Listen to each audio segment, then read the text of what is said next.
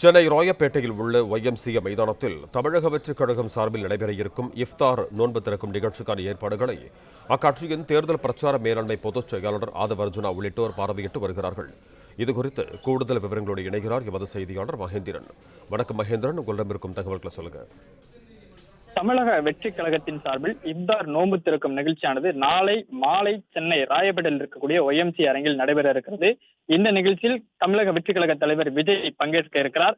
இதற்கான ஏற்பாடுகள் தற்பொழுது தீவிரமாக நடைபெற்று வருகிறது. குறிப்பாக விஜய் வரக்கூடிய நிலையில் நாளை மாலை அளவில் விஜய் வரக்கூடிய நிலையில் அதற்கான பாதுகாப்பு ஏற்பாடுகள் மற்றும் விஜய் எந்த வழியில் வருகிறார், அரங்கிற்குள் எப்படி செல்கிறார் என்பது குறித்தெல்லாம் தற்போது அந்த கட்சியின் விஜய் தேர்தல் பிரச்சார மேலாண்மை பொதுச் செயலாளர் ஆதவ் அர்ஜுனா மற்றும் விஜயின் வியூக வகுப்பாளராக இருக்கக்கூடிய ஜான் ஆரோக்கியசாமி ஆகியோர் தற்போது ஆய்வு மேற்கொண்டு வருகின்றனர்.